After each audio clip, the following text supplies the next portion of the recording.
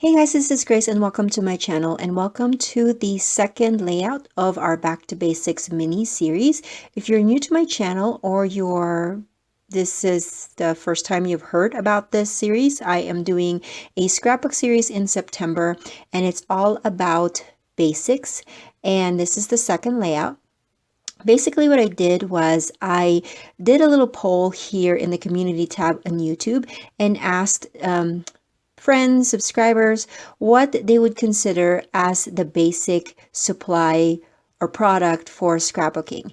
And the top three that was voted on would be cardstock, pattern paper, and then punches. And so that's what basically I am going to try to use in the 5 layouts that I created for this mini series. So this is the second layout, and my focus would be, I realized, or I've kind of made a plan that in order for me to really maximize the papers that I'll be using, I have to use the tools. So the first layout from this series used the cardstock and punches, and so with this one I am going to cheat a little bit and use my die cut machine, just because I feel, especially with creating titles, I feel like I need the machine to cut out my letters because I do not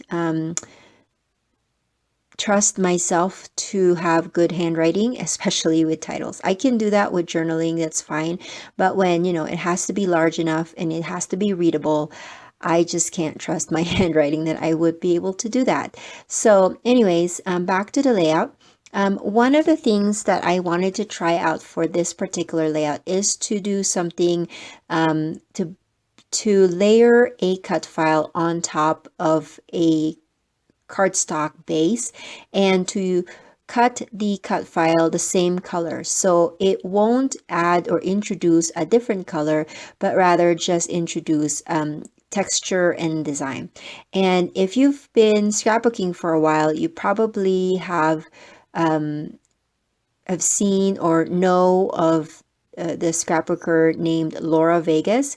She's been published and she's done design team work, and this is kind of like her style. She cuts out designs out of she cuts out things out of her die cut machine, and then she layers that with the same color cardstock. And so I've always wanted to try that, and so this is basically the moment that I decided that I wanted to see how it is for myself. Now, one thing though that I'm gonna say is that I still need color in my layout. Like, I'm not one of those that are just happy with white. I just need that color. So I am going to do a rainbow color of just scraps of cardstock on the right side. So my cut file will be on the left, where it's gonna house my photos, and then the right side will have my colors and my different cardstock pieces. Now, I don't know if I really did justice with this layout. I feel like this particular challenge or series, I should say, was a real challenge for me. It was really hard. I never realized how dependent I am now with all sorts of different tools and products that we have in the scrapbooking world. And so for me, when I went back to basics, I did not realize that I would be missing a lot of stuff. So if you see me in this video tapping my fingers, or if you see me in any of the videos from here on out tapping my fingers, that's because I feel like it's missing something, and I don't know what else I can do with the products that I am supposed to be, like, focusing or highlighting in that particular video. Now, also another thing that I did with this particular layout is I cheated a little bit and pulled out a mist, and you're going to see me do that a little later because I just feel like it needed something in the back, and I don't know, it was missing something. And so this is basically the design that I'm going to go for. And now I am going to pull out the alphabet cut files or cuts rather that I did with my die cut machine, and I am going to spell out lunch date. But the problem that I had was I couldn't find a D. You'd think that it'd be easy since, it's all my letters are there, but for some reason, because they were all mixed up, I couldn't find a D. And so I'm gonna try to like find a different like way to do my title, but later on you'll see that I found a D out of all of this letter stash or stack, and I will stick with the lunch date. But speaking of lunch date, let's talk about the photos. So as you can see, these are photos of when my husband and I went on a lunch date. That's one of our favorite things to do, is go out to eat during for lunch, because the kids are usually in school. Now, this time, this was 2018, my youngest was still a preschool, he wasn't going to school yet, so he was always with us, and he was the lucky one that always gets to tag along with mom and dad when we go on our lunch dates. And in this particular trip, we went to one of our favorite local taco spots, and that was one of the kind of like our food adventures here in Colorado, is to find some really yummy, authentic food. We lived in Southern California for the first 9 years of our marriage, and that is something that we were very lucky to have over there, is that we have like legit, authentic food from different kinds of culture because of the diversity of the area.